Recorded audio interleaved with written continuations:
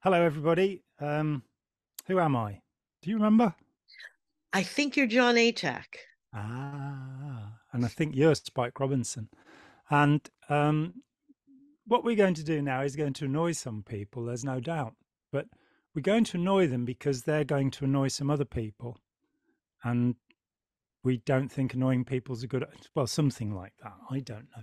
Yeah, I had a call from my buddy Doug Montero yesterday, who three times has quoted me in the National Enquirer, which is the high point of my career. How wonderful! How many people can say that? It's actually the four times in all I've been in the National Enquirer. Incredible.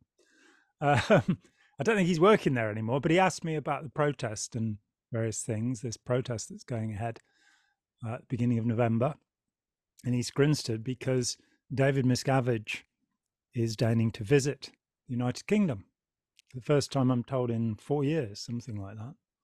And so there's protests being arranged. I had an email about it weeks ago asking me if I wanted to go, and I ignored it because I don't. I did go on a protest once.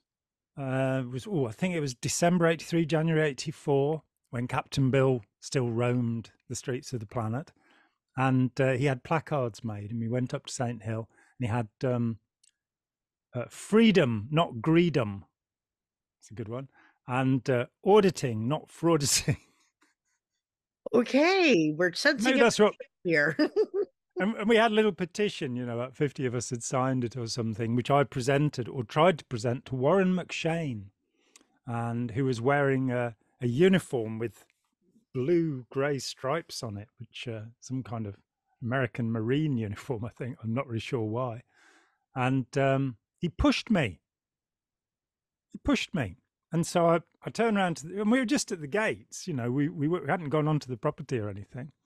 And so there was a policewoman there, and she was about 5'2", and Warren McShane was a great big bloke. And she walked up to him and she said, "If you touch him again, I'll book you for assault." So that's the last time. I think that's the last. Was it? Yeah, may have been the last time I saw Warren McShane. How sad. Hope he's all right. Mm. All right. So the point for me is very simple, that it can be cathartic for protesters. I understand that, Yeah. to protest. Of course it can. But unfortunately, it's not cathartic for the people who are on the Mm. receiving end of the protest. It's actually, to use a Ron Hubbard term, enturbulating. And I can understand, because when I first found out about a lot of the stuff that was going on in Scientology, I think when we met, I said I was really thinking of saving up and going down to one of the flag downs. And you said what a bad idea it was. And I was shocked at the time until I thought about it from their side of it. Because, yeah, when you hear about the abuse and the horrors that are perpetrated in this organization, even if you haven't been in, you get angry. And if you've just come out, you're very, very angry, and understandably so. But I can also remember when I was in my group, those who shouted at me only made me more convinced that I was right. Yeah. The guys who threatened to beat up my the guy who I was mated to in my group because they saw him shoving me Mm. only got contempt because they were offering violence back and being very tough and going against him. However, the old man who, after another fight, um that guy had stomped my husband, had stomped off in a huff. The old man who came up to me, gave me a hug and some hot soup, got through to me because he was offering compassion. Yeah. Yeah, absolutely. I mean, I think I was the first person to be asked to speak at Flag Down, because in February 2000, when was it? 2015, somewhere about 2015. that. And you'd done a brilliant poster, which was how I first encountered the "Enough is Enough" poster, with names of victims of Scientology who died, some of whom hadn't. But never I mind. know. Well, I Great did. poster though. It was Yeah, great. It was a the hardest, gold dagger sword with a, you know, the whole. It was the hardest piece of art I'd ever done mm. because I was looking at those lists and I got them from whydidtheydie.com and all of that, and it We got was. them from FactNet where I'd posted them. Yeah. And Yeah. I think the 38 names I posted were all in fact dead. Mm. But who knows? If any of you are still alive out there, then please get in touch. So I was asked to talk at Flag Down, and it'd been great seeing Russell Miller again after all those years in Dublin, and he was going to go and talk probably, um, and I just went, no, what are you doing this for? And it was something that the wonderful and eminent Pete Griffiths had arranged, I think, bless him. Yes. And so the person inviting me said, "Oh, we'll get lots of media." And I said, "What do you want media for?" Well, to expose them. And it's like, well, why? Don't you think people know? Don't you think people have seen South Park? You know, and there's a little bit of a problem inherent in this. Perhaps not so much in Clearwater, where the majority of the people are terrified. But when you get into the media, here's a little some information about this. In 1963, Ron Hubbard had a few hundred followers. Scientology, he never recovered after the collapse of Dianetics at the end of 1950. They sold 150,000 copies of Dianetics, The Mental Science of Modern Health, and the publisher withdrew it. The medical publisher said it's a fraud, withdrew it, commissioned Dr. Joe Winter, who'd worked with Hubbard, to write Doctor's Report on Dianetics, where he said he thought Dianetics was a good idea, but he didn't think Ron Hubbard was a good idea. And I think he was wrong on one count there. But nonetheless, after that, Hubbard had a few hundred followers, and that was what continued until 1963, when the state government of Victoria, one of the 6 states of Australia, decided to do an inquiry, and it hit the media. I think New South Wales did one. There was the Ontario report in Canada. There was one in what is now Zimbabwe, Rhodesia then. There was one in South Africa. And there was a brilliant one here, the Foster report in this country, which is very well worth reading. It's very well put together. But those things really publicize Scientology.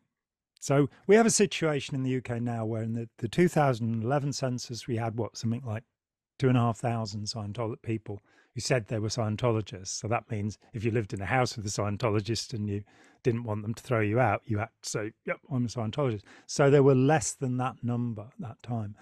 In the 2021 census, the number is down to just over 1,800. Mm-hmm. So, and Wikipedia has an entry on it. It says that there's a 24% decline in membership in the fastest growing religion in the world. Straight down and vertical. So having met a lot of people or a number of people who joined Scientology in 1969 after Alexander Mitchell's expose in the Sunday Times, talking about Ron Hubbard being involved with Aleister Crowley, that recruited people. Yeah. Crowleyites flocked in, Well, there's a certain kind of person that as soon as they hear something's bad with the media, they want to join it. But then there's also the people who, and at me in the comments if you don't think I'm right, that they have gotten down to the rabbit hole of flat earth and all of that because scientists say it's, so it must be right because scientists say it's not. So there's oppositional behavior, as it's known. Yes, thank you. Among small children. Yeah, it's basically, well, you say I can't, so I'm going to. And that's it. I understand that people want to go out on the streets, want to express their feelings. mm-hmm. Firstly, my cautionary tale, I've told it many times before, about Carlos Cornier. Now, Carlos, in 1991, Carlos came over to the UK to finish his film degree with a final documentary. He'd already won, I think he and David won 8 awards for their documentary about repo men. And that's an expression that doesn't exist in England. So I had to look it up before I watched the film so I'd know what I was looking at. And which it was very well made. But they did a lot of footage which has not emerged. We still, all these years later, 30 years later, trying to place that footage somewhere. A&E bought a little bit of the footage of me that went into a documentary. great long sprawling thing, with my little devil's beard at the time Oh, and I all that know. stuff. I've seen Yeah, pieces of it. It's like, oh, yeah. puppy John. Oh, so cute. Um, but Carlos told me the story that 10 years before he'd left the Sea Organization, and on his way out, he'd been on the Rehabilitation Project Force, where he got to dress up in black, only speak when spoken to, do exactly what he was told, run between his jobs, do menial tasks, and basically be humiliated and abused, with the idea of taming or breaking him, which is the Yep. fundamental Eating process. only table scraps, sleeping in pigs, birthing. Yeah, I mean at Clearwater, I think by that time they had no mattresses, so yeah, pig's birthing as it's called. I think by Hubbard first of all. Miscavige picked the term up. Um, so Carlos is really at pretty much the low point of his life, one of the really terrible points, and there's a protest, and one of the protesters spat at him, and so, and I know that in previous other protests there are people who are expressing their loathing. Um, I've seen footage of people going, "We hope you get AIDS." And mm, that's like, to me, shouting at a cult member is like shouting at an abused spouse. mm, They're the captives. yeah, They should be offered water bottles. If you're going to do this, go out, offer them water bottles, hugs, little cards with phone numbers of and things that say "We love you." Doubt is not a crime. yeah. I, mm, don't know. You know, I mean, I would say just don't do it. And if you want to do something, then as Spike has suggested, phone the org up and be nice to people.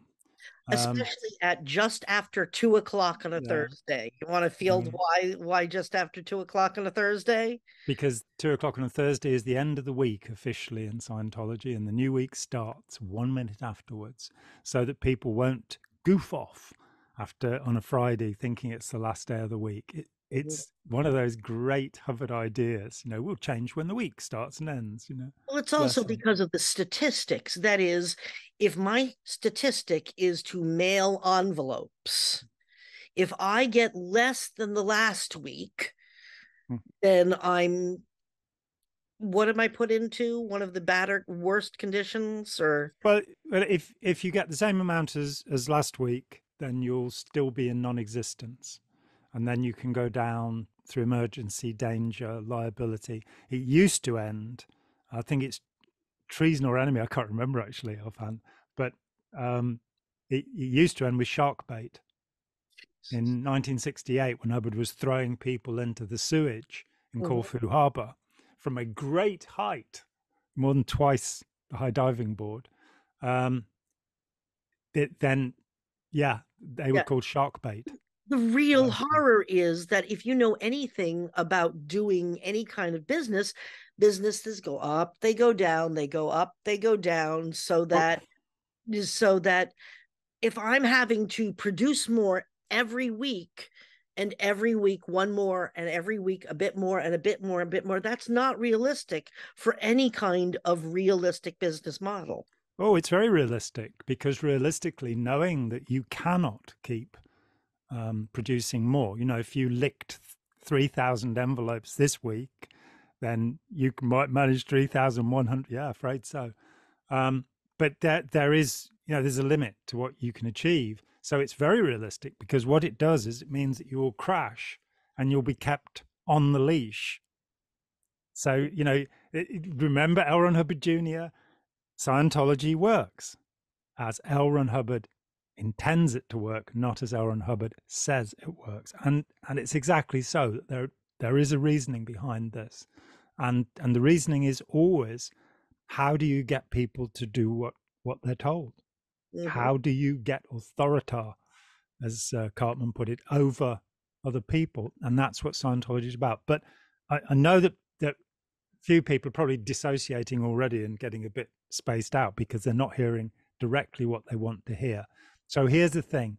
I will not go on a protest. I've been invited. I won't do it, because it rigidifies belief in the people that I'm trying to help. Now, if you've escaped, then you might get some help in recovery from what Spike and I have been doing. I hope so. And stuff we put up on Tony Ortega's wonderful underground bunker. So there are a lot of steps to go through. I talked with a guy the other day who said that he wanted to thank me because he'd been out of Scientology for a long time. And then he saw something I'd said about the suppressive person doctrine, and he had to sit down because he was so convinced he was out of Scientology, and I had suddenly touched the nerve. So, recovery can be a difficult process. It needn't be a long process. There are shortcuts, and I've offered them in many times. I've been amazed at how reluctant people are to take the shortcut. People would much rather spend 20 years suffering because they know than just read a page of something that's been written to help them. But that's their problem. It's not your problem.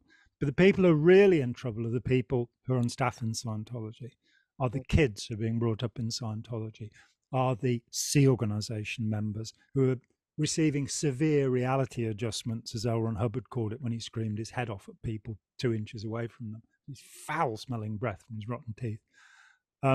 Those are the people that my sympathy goes out to, because after Scientology, I'm allowed to have sympathy for people. I'm allowed to have compassion. And if you are going to protest, then if you must, then protest not against Scientology, not to stop Scientology or to stop the Religious Technology Center, which is, of course, what we thought of as the Church of Scientology, but that's what it really is. There's no such thing as the Church of Scientology, in fact. It's a fabrication along with all of the materials of Scientology. But if you really want to help, then think about it compassionately and protest for the rights of Scientologists. So, and here are some of the things I think should be protested for. I've got them on a little list. Oh, good. Firstly is a 50-hour maximum work week, rather than the 80 or 90 hours that is normally worked. Secondly is the right to have children. Yes. And Yes. the prohibition of enforced abortions. Mm-hmm. And once you've had children, the right to spend time with your children, the right to be a parent to your children. I have The right spoken to to have, yeah. too many people who grew up in Scientology who did not have parents. No, no. So, I mean, we talked about with Catherine Spolino about Bad Cadet, her excellent book. And, what a rotten way to grow up, and how remarkable that she's turned into such a decent and sweet human being, given Yes. that her parents abandoned her. Or Janice Gillum Grady, at the age of 11, she's abandoned to Hubbard. And her poor parents are desperate to get time with her. And Hubbard keeps manipulating things so that she's stranded with them. And again, she turned out all right, but what a difficult life, the 11 years she spent with Hubbard. So then sufficient and good nutrition. Yes. Even if you are on the RPF, you should not be eating somebody's spare table scraps. I mean, we're told the RPF's Horrifying. been closed, and I hope that's true, because Hubbard's attempt to use the Chinese thought reform program so directly upon Scientologists, it's so obvious when you know what that program was, that he's gone and read Lifton and decided he'll do it to Scientologists. I'd be willing to bet that just like the fair game policy, it has not been canceled so much as the name has been removed, but the practice remains. That would be my bet. That It's might be the possible, but I think there's a kind of balance, which is that as Mike Rinder in one of the conversations I had with him was saying, they'd be given paintbrushes and rollers to paint great big walls rather than being allowed to spray them. So it's the idea of having lots of people to do that. And I think Miscavige may have understood just how costly it is to be, even when you're just giving them scraps of rice and beans and stuff like that, how costly it is using these people in this way, that they can be used to generate money. And so it may be that he's understood that the Rehabilitation Project Force is a really bad idea, putting people in a labor camp for 2 to 10 years. It is a really bad idea. It also, as with fair game, the cancellation of the words fair game, because it causes bad public relations, and the RPF has certainly caused bad public relations. You should have the right to sufficient and good sleep, because, as Mhm. one of the Guantanamo Bay interrogators put it, sleep deprivation is the royal route to confession. That didn't prove to be true. Nobody confessed at Guantanamo Bay. There were, what, 779 people, 3 of whom have ever been successfully convicted of an offence.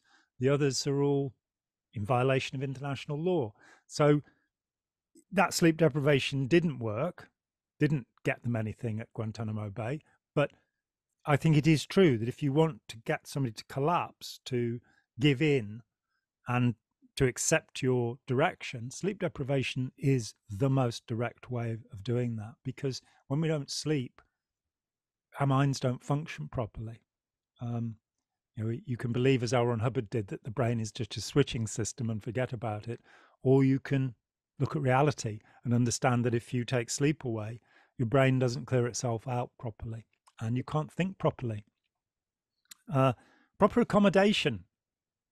When I heard that they were building this new accommodation at Gilman Hot Springs, I was pleased. Now, I know that I'm supposed to hate these people. I get it. I really get it. I'm supposed to hate these people. But I don't understand why I should, because Why are you? anybody that's in Scientology, including David Miscavige and even including Ron Hubbard, is a victim of Scientology. Yeah, why are you hating the wife who's beaten by her husband, or Hmm. the husband who's beaten by his wife, or any variation thereof? The gay couple that beat each other, or the Yeah, we don't have. zebra that's with an ostrich and beats it, or the penguins behind you when they beat each other. No, my Why? penguins are very well behaved. When you're looking, they are, but they call me up on Zoom when you're not there. Oh, do they? They do, yeah. They But should also have vacation time. you need at least one day a week off, or you go insane. Oh, is that what happened to me? And the That's why kind you of think my penguins zoom you. we now, in the UK, we've got this thing where some of our politicians are being accused of behaving badly because they shout at people and they bully people. So we'd like also to give, you know, the members of the Sea Org, the members of Scientology staff, the right to not be shouted at, to not be given severe reality adjustment. So what I'd like to see is dialogue. I've so often said this and been ignored. Start writing letters to them under an assumed name. Get a fake email address that you only use for this purpose and write to the letter registrars. Now, it's their statistic that the letters in is what they're aiming for 2 o'clock on a Thursday. So write to them and write nice things to them. Write pleasant letters to them. Don't attack them. Say, oh, what's your job like? What do you do? How long have you been involved? What benefits have you had from Scientology? You don't have to buy anything. They don't even have to necessarily know where you are. Use a Proton Mail account so they can't find you. But Mhm. it's a statistic.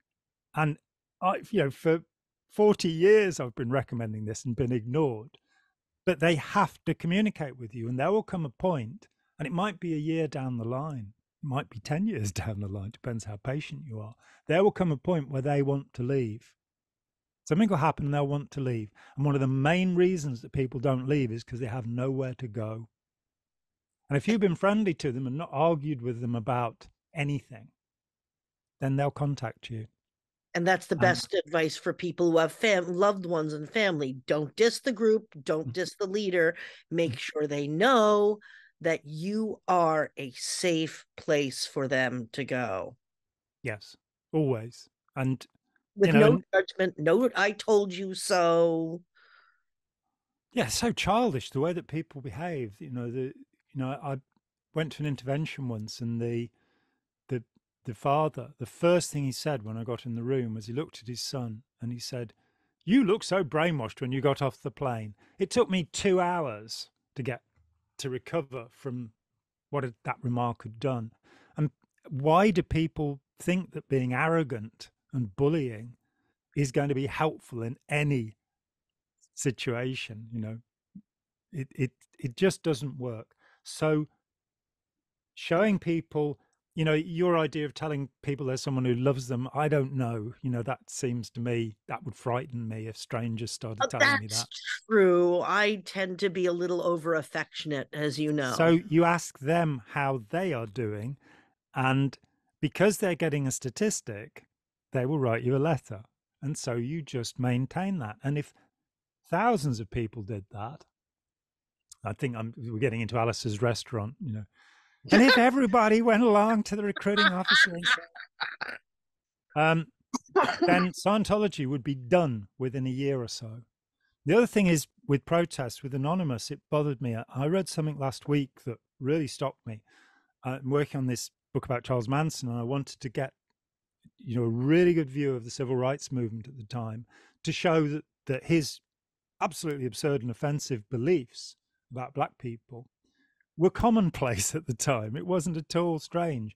But I suddenly read about a protest in the South where a white mob started yelling at blacks the N word interspersed with the word chicken. So they're calling them chickens. And it was sobering because I remember seeing video of an anonymous protest in London where the protesters were pointing at Scientology, presumably on Tottenham Court Road, going, cult, cult, cult, and then pointing at the KFC and going, chicken, chicken, chicken.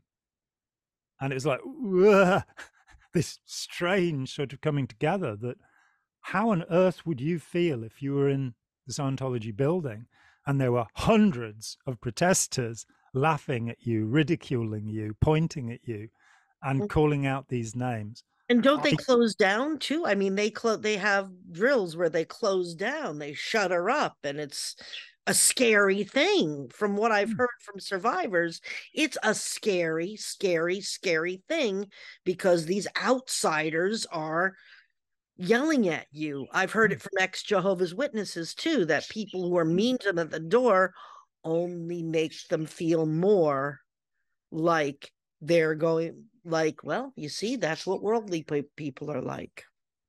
yeah, it's what evil, suppressive people are going to do. And, here I am, and I hope David Miscavige is watching this, um, to get that, some of us out here actually really do care about the people in there. And, my concern, it's going to fall apart. Scientology is collapsing all around the world. And there will come a point where it bursts. And the people who are most going to need help are the Sea Org members who are left there. And Mhm. I've dealt with people who spent 20 years trying to get their heads out of all of this nonsense. And, you know, I I I can take anybody out of it. I'm confident now after about 600 people that I've dealt with. It's not something I do anymore because it can be a bit time consuming. But it has amazed me that when I've made that offer to various people along the way, including a variety of celebrities, that they decline the offer. That rather than spending an afternoon free of charge with me, they're going to keep on fighting this. Leah Remini, this bothered me. In her book Troublemaker, she says, you can take the girl out of Scientology, but you can't take Scientology out of the girl. I wrote to her before Aftermath and said, yeah, you can. Yeah. And I got a lovely letter back from her, but no interest in having a conversation with me. And so it is that sort Well, of idea. I trusted an authority. I trusted Ron Hubbard. Why should I ever trust an authority again? Well, because I've helped a lot of people. well, it's also a lot of the time I've seen this in people in ex cult member discussions and even on Facebook group messages of people who they've gotten out and they know everything. Yeah, and you see, when I left Scientology, I realized that I'd spent 9 years believing something that was not true. And I wanted to understand why. And now there are people who suggested that I have a certain stubbornness. Um, But the first thing was to work out what had actually happened, who'd taken over. And it took a few years to work that out, that nobody had taken over. When we left in 1983, Ron Hubbard was very much still in charge. He was also suffering from dementia, which made it kind of interesting. David Miscavige was not in charge of Scientology at that point. He wasn't. Ron Hubbard was. And of course, when Hubbard died in 1986, he left the whole mess to Pat Broker, Pat and Annie Broker, the first loyal officers. And Miscavige then engineered a takeover. Mm-hmm. So, you know, so the first principle was wrong. I thought it was because Hubbard had gone, and I discovered that it was, no, he was very much running it. Then as I, became the historian of Scientology and wrote the first and only attempt at a complete history of Scientology, at least up to its publication date in 1990, but certainly through the Hubbard period, I found out so much. I talked with, there were people, the first book I was mentioned in was Stuart Lamont's Religion, Inc., where he talked about a young businessman from East Grinstead, which was an interesting description. I did live in East Grinstead and I was young, so that's fair enough. Never been any good at business, though. But Stuart Lamont, who's still out there somewhere, last time I checked, talked with 5 people to write that book. When I counted up my sources for Blue Sky, there were 150 people. And so I'd covered so much ground. I'd talked to so many people, and I had come to understand Hubbard's intention and where he was going. Then, of course, Blue Sky was used by Russell Miller as the basis for his Barefaced Messiah. I was his researcher, his only paid researcher through the 18 months of that book, and I was his expert witness in court. Every document he was challenged on in court had come via me. So, I'd read, I don't know how many tens, hundreds of thousands of pages. I'd interviewed, so many people like Captain Bill Robertson, Otto Rose, Hannah Whitfield, of course. But, many people who'd been there and read testimony by many others. And there was a pretty clear picture of what had happened, but I still didn't understand what had happened. That was the first few years. I spent 7 years working out how you talk to somebody that believes this stuff fervently, how you can successfully have a conversation with a fanatic and within a day convince them that they need to think about it a bit more, giving them information that they will not have had. And it varies from one person to the next what that significant information will be. But I had to, cover so much ground to get to this place. And that led me to the door of, well, what's the psychology of this? How is it working? So there are many people who've left who have a tremendous understanding of the practices of Scientology or the biography of Ron Hubbard. My old friend Jerry Armstrong has an incredible knowledge of the background of L. Ron Hubbard. Mike Rinder, my good friend Mike Rinder, has an incredible knowledge of the practices of Scientology. Karen de la Carriere, if you want to know about the techniques of Scientology, you can't go further than that. I became interested in what is it doing? How is it this, now that I come to look at it, obviously absurd set of nonsensical ideas. I mean, just try and read Scientology, A History of Man without laughing. This is a cold-blooded and factual account of your last 60 trillion years, and a few pages of your last 73 trillion years. And then a few pages later, your last 76. I was glad to see that David Miscavige has regularized that number in the true edition, but 60, 73, a few trillion years here or there. And you've then got this principle in Scientology, your date and location must be exactly correct or things don't work. And you're going, so what was it? 60, 73, 76, who knows? And we're descended from the grim weeper, the boohoo, the clam. This is abject nonsense. Yet I don't think I believed that. I did read it at the time and sort of thought, that's a bit weird. But I really believed that the techniques of Scientology would lead to these enlightened states, and they don't. They absolutely don't. It doesn't deliver what it promises at any stage. It enslaves people. But how is that? How did I come to believe as fervently as I did? And that, took up the next decade of my life. So people walking out who've got this idea that they know everything because they're a Scientologist. It's like, actually, you don't know diddly squat. And the first thing to learn is humility. The first thing is to get past the implanted arrogance of the know-it-all and be willing to be corrected and be willing to explore and understand more deeply. Or even that you know everything because you've finally gotten out of any group. Oh, so much of it out there. People who understand mind control because they've had it applied to them. And that's like, saying that you understand a car because you've driven a car. Well, I Well, didn't that doesn't mean understand you it know how to until build one. when I got out, there was nobody around to help.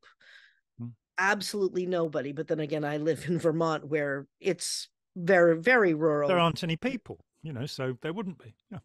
More cattle than people in the state, Bernie which Sanders and 6 other people, we know. yeah. But in any case, so what I did was I read Stephen Mm. Hassan's Combating Cult Mind Control, Margaret Singer's Cults Among Us, Cults in our midst with Cults in Our Midst. Yes, Daniel Ehrlich. Yeah. I'm a Lelich.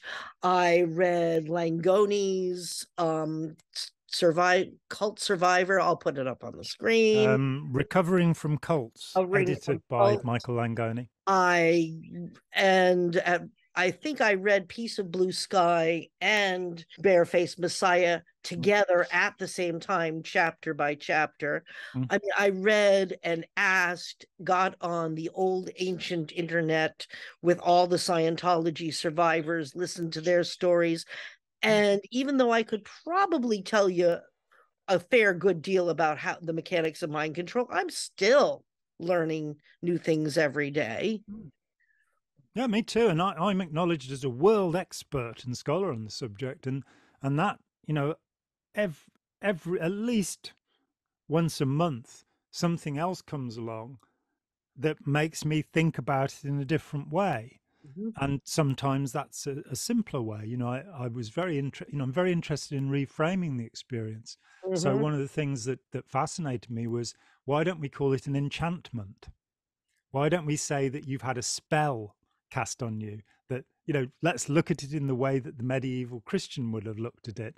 And we find ourselves in a description that is plausible. Coming from a ritual magic background, that would have been extremely confusing for my recovery, personally speaking. Yeah, it's not something I've offered anywhere to anybody else. It's just saying, when we were starting the Open Minds Foundation all those many years ago, the first 6 months there was this sort of panel discussion going on between various board members as to what term we should use.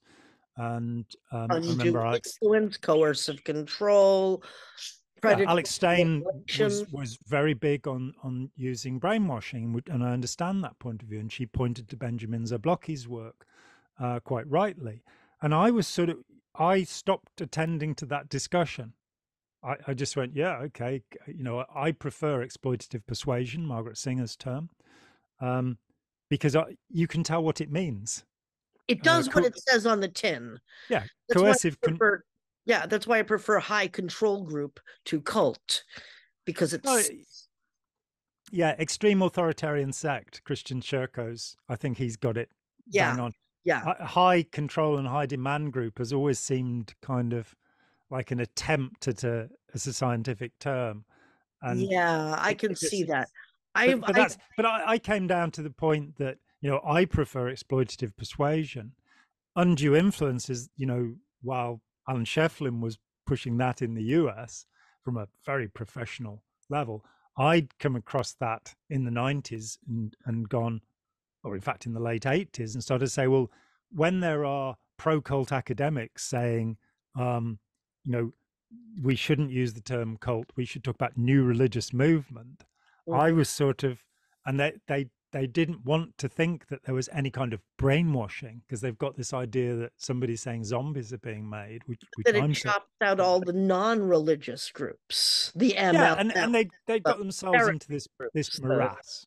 yeah, yeah. And so, but in looking at that, by going back at them and saying, but what about undue influence? This is a term of art that's been used legally since at least the early 17th century to mean where one person has wrongful or undue influence over another person.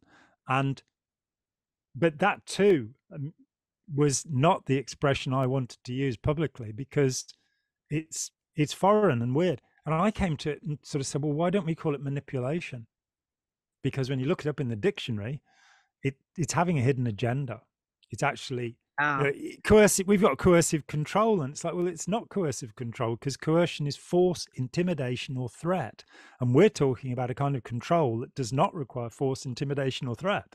We're talking about exploitative persuasion, where using a variety of tricks and traps, you can get somebody to believe with you, and you can then define reality for them. You can interpret reality for them, yeah. or put them under an enchantment, as I like to think of it. Anyway, we could sit and talk forever because we Well, do. I wanted to ask you, getting back to the protests, Mm. what did you think about the independent Scientology protest of Scientology that happened recently? I haven't really been paying attention. Oh, Um, uh, uh, so Tony so article about it, but it was a bunch of independent Scientologists who protested. I believe it was in Los Angeles, or free Xenu, free was it? Xenu, free Xenu. Sorry. No, but they were working for the freedom to have good treatment of the people, Mm. good treatment of the staff, but also their right to practice without this organization. But worship, but the idea that they're they're protesting against the, what would you call it, the mother church, the mother cult, the, I have called it the mother cult from time to time. I admit it. yes. The mother authoritarian extremist sect.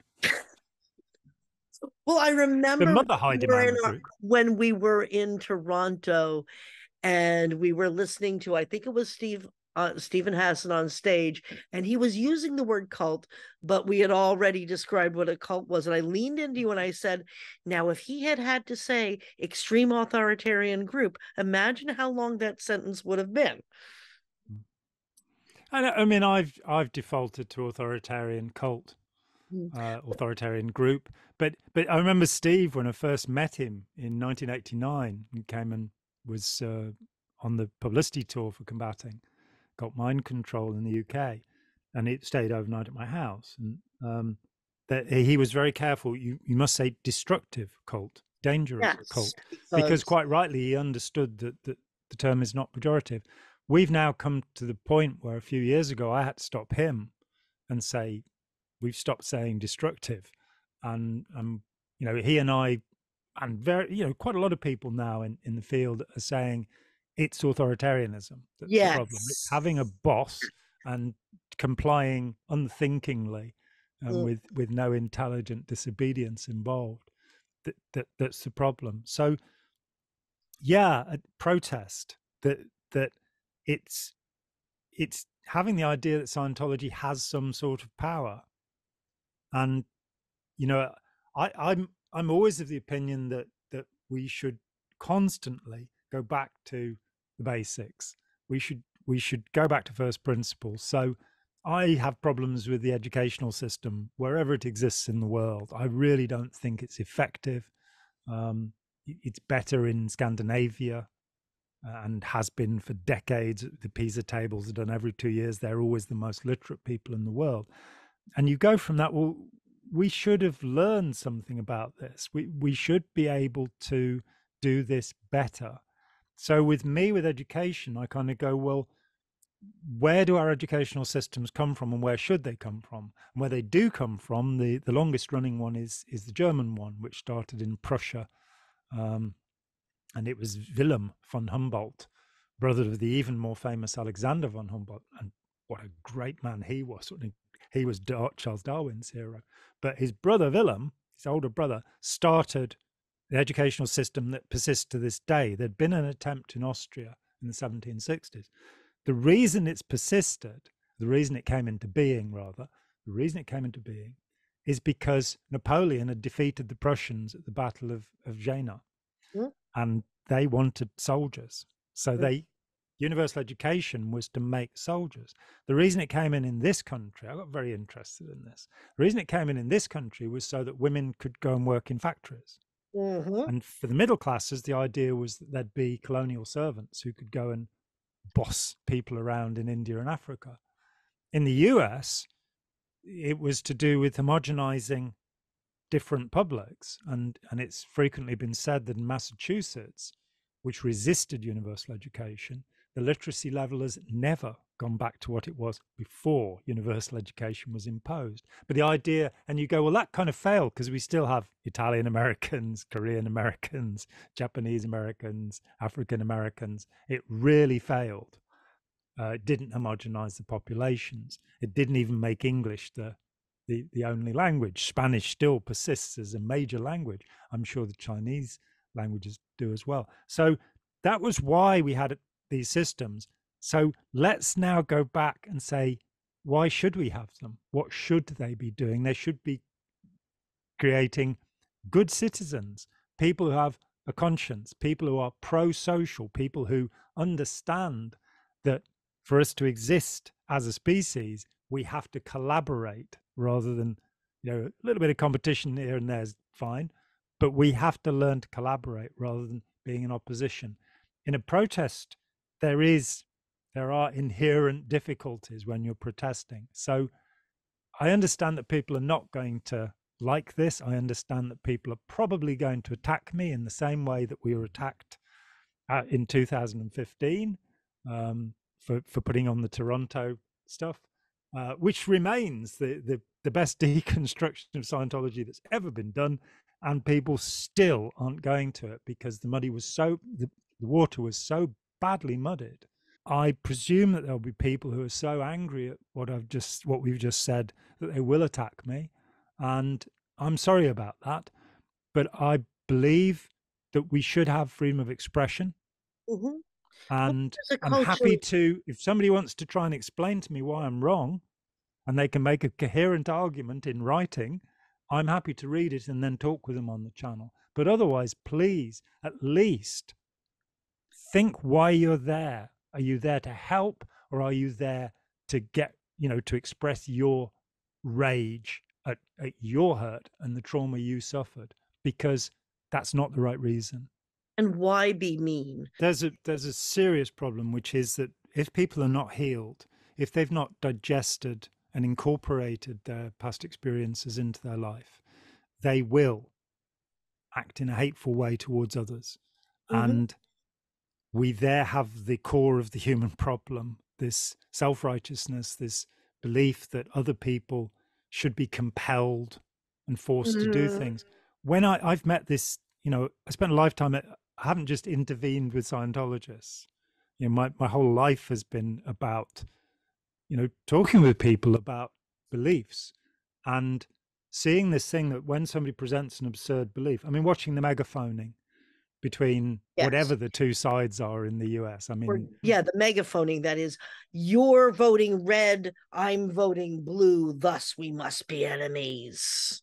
well, I saw a little clip. I mean, I'm hesitant because I'm told that Antifa is a myth created by the right, and I'm also told the KKK is a myth created by the left. I don't know what the right and the left are. What I saw was two groups of people standing within yards of each other, yelling obscenities at each other, and I I understand that that comes out of being disturbed, of being angry, of being upset, but I don't see any virtue in it. That Yeah. if we are going to change the world, I'm not going to go all the way with non-violence. If somebody attacks you, I think you have the right to defend yourself. I have tremendous respect for Martin Luther King and Medgar Evers, who's not often enough mentioned.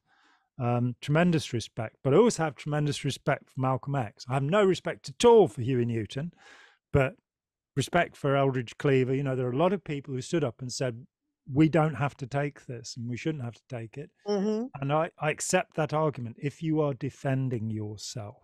But when it's defending yourself by preemptive strikes, when it's defending yourself by hurling abuse and not wishing to understand, then it's a bad thing. But soapbox, and it's Or even, probably, yeah, even the wrong target. yeah, it's The it's wrong about target. the man who created Oh, Scientology is yeah. dead. The Yeah. man who brainwashed David Miscavige is dead. Mm-hmm. These people over here did this one horrible thing, so let's go over and hurt all these other people. Yeah. Viktor Frankl Yeah. in the Man's Search for Meaning, his description of his time in Auschwitz, talks about when he was released, and says that he and another man walked through a cornfield, and the man took a stick and started knocking the corn down, beating the corn down, and he said, after what's been done to me, I'm allowed to do anything. And Frankl is one of the true saints and wonders of the human world. His book, The Doctor and the Soul, is, a friend of mine who's a professor of psychology, when I asked, because I do ask people, what's your favorite book? And it interests me. And she said this book, and I went and read it. And having read Man's Search for Meaning and his stuff about logotherapy, and kind of went, yes, if you can go through that experience and come out the other side still believing in humanity, still working towards goodness, then that's great. If you can't, then you're going to get the modern world, probably, where people are hating people. Anyway, we've gone on for enough, long enough. I'm very sorry about that. Please put something in the comments. As I say, if anybody has a coherent argument they want to put down in writing so I can read it,